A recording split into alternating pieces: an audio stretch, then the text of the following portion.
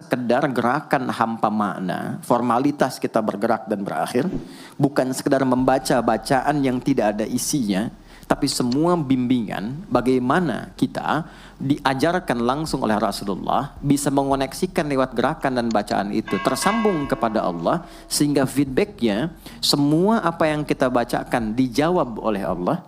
Semua gerakan yang kita lakukan ini hakikatnya bimbingan tentang inti kehidupan kita. Jadi di sholat itu ada bacaan, ada gerakan, ada hikmah. Ada maknanya semua. Jadi bukan kita takbir begini hampa saja. Tidak. Kenapa mesti begini? Kenapa tangan yang kanan menutup yang kiri? Kenapa bacaannya setelah itu ada iftitah, ada al-fatihah? Itu ada maknanya. Dan dahsyatnya semua profesi-profesi sahabat dan generasi setelahnya yang belajar dengan benar tentang sholat ini, itu semua merubah hidupnya jadi lebih sukses dari apapun yang mereka pilih dalam menjalani hidup. Dan yang paling hebat, itu yang menjadikan Nabi mendapat perintah pertama bukan zakat, bukan haji, bukan umrah, bukan puasa, tapi sholat. Dan perintahnya khusus, spesial, disampaikan dalam peristiwa Isra Mi'raj untuk memberikan pesan begitu tingginya nilai sholat ini untuk kehidupan manusia. Mohon izin maaf bagi teman-teman yang baru bergabung, supaya tidak banyak mengulang, teman-teman bisa cek kembali di pelajaran sebelumnya. Kita kemarin telah selesai di pembahasan iftitah dengan tangan kanan meletakkan di punggung yang kiri, lalu kemudian diletakkan di atas dada seperti ini. Kesimpulannya adalah, saya cepat saja, dari mulai kita bertakbir, kalau ingin terkoneksi dengan Allah, maka fokuskan diri kita untuk tersambung. Buang urusan dunia semua ke belakang. Jangan bawa dalam sholat.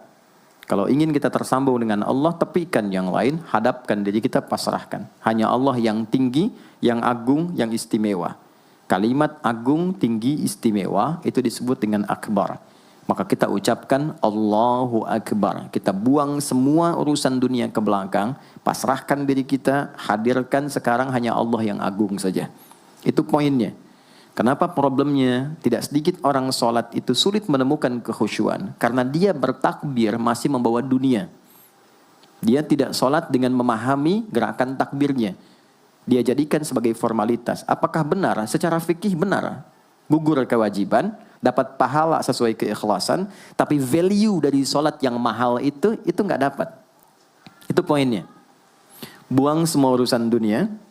Kemudian tambatkan diri kita hanya kepada Allah. Dan uniknya kata Nabi, di fase itulah setan mulai bertugas yang mengganggu kita. Supaya kita tidak fokus untuk memahami dan melakukan apa yang kita baca dan kita gerakan. Ada setan khusus menggoda orang sholat, namanya khanzab.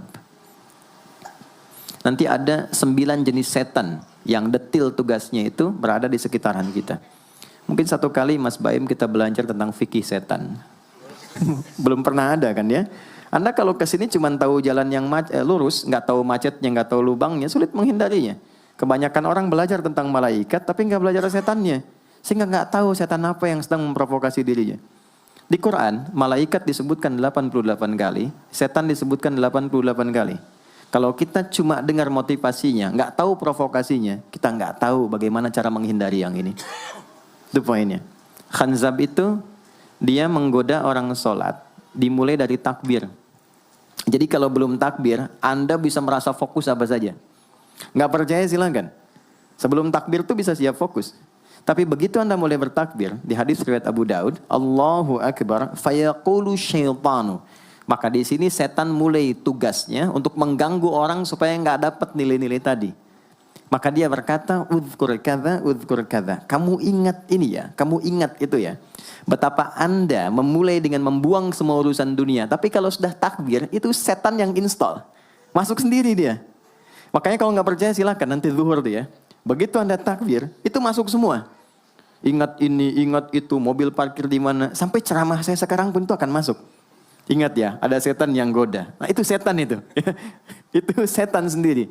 Membuat kita itu begitu lupa. Sampai lihat ujung hadisnya. Hatta la yash'ural musalli kam raka'atan yusalli. Sampai nanti akan ditemukan orang sholat. Dia tidak sadar berapa rakaat sedang menunaikan sholatnya. Nah itu kalau Nabi sampaikan pasti terjadi.